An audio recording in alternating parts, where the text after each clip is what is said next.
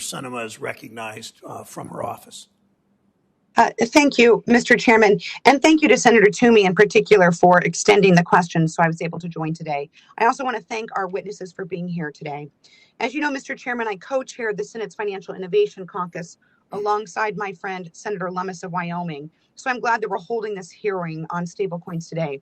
As you know, stablecoins are cryptocurrencies that are pegged to other external reference assets like a fiat currency, another virtual currency, a commodity, or a combination of these assets.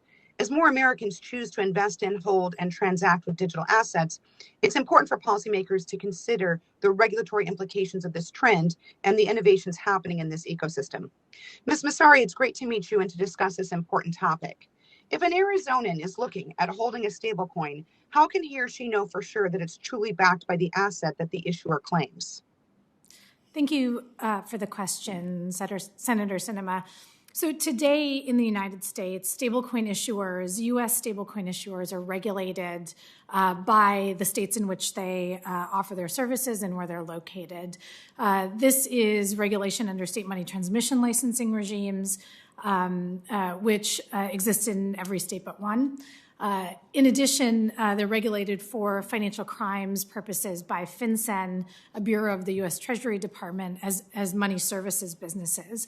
That being said, it's primarily the state regulators that are responsible for oversight and supervision of money transmitters, including stablecoin issuers. So we would look to those state regulators to ensure that the stablecoin issuers, like other payment service providers and stored value providers, are living up to their promises.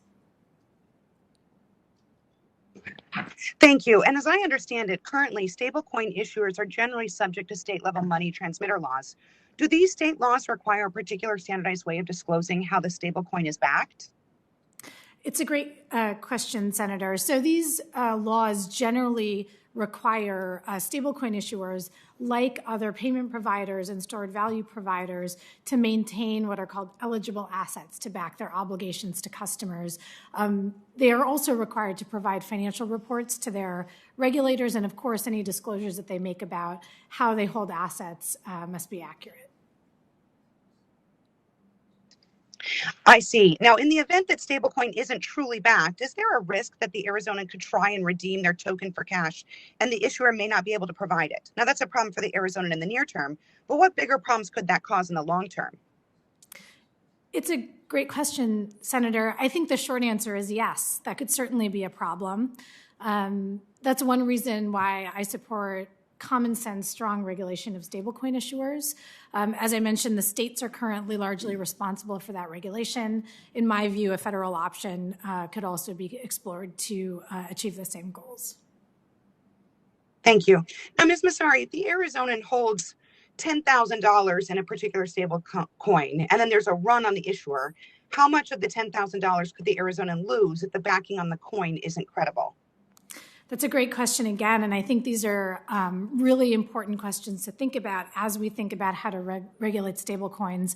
Unfortunately, I'm going to give you a lawyerly answer, which is it depends. It depends on the assets that are available in bankruptcy to redeem out the stablecoin holders if the stablecoin issuer goes into bankruptcy. And in general, how much money is left with the stablecoin holder that's available for the stablecoin holders to get in that kind of situation. Thank you. You know, this is an important issue for which consumers and investors deserve a clear answer. At the same time, though, we should not assume that simply overlaying every law and regulation we have for other issuers or depository institutions is automatically the correct issue here.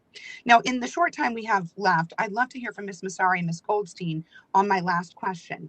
Relatives to banks or other issuers of digital currency, can you highlight the key differences, good and bad, that policymakers should continue when thinking about regulation of stablecoin issuers? So first, Ms. Massari. Again, thank you for the question. To my mind, when thinking about stablecoin regulation, this regulation is really important. It's really important to protect consumers. It's really important to protect our financial system. But at its core, the most important thing is to make sure that the regulation fits the activity, right? The stablecoin issuance is different from traditional banking, and therefore, in my view, it doesn't make sense to overlay the same regulations that we have for traditional banks on top of stablecoin issuers. And Senator, I'll just add very quickly that I think that stablecoin issuers in particular, when they go to raise funds or they're going to issue new tokens, we sort of have this uneven playing field. There are looser standards for fundraising for crypto tokens, including stablecoins, than, say, for a pharmaceutical company going to the public markets and raising money. And that's sort of like having a triathlon where you're asking, say, 10% of the participants, they get to skip the swim, right? And so I don't think that we should be... I would like to do that personally, just to be clear. Yeah, no, I think it will be a good trick, right? So I don't think we should be advantaging one industry over another when it comes to fundraising from the public markets. Thank you. Thank you, Mr. Chairman and Ranking Member, for extending the hearing. I really appreciate the time today, and I thank our witnesses for appearing. Thank you, Senator.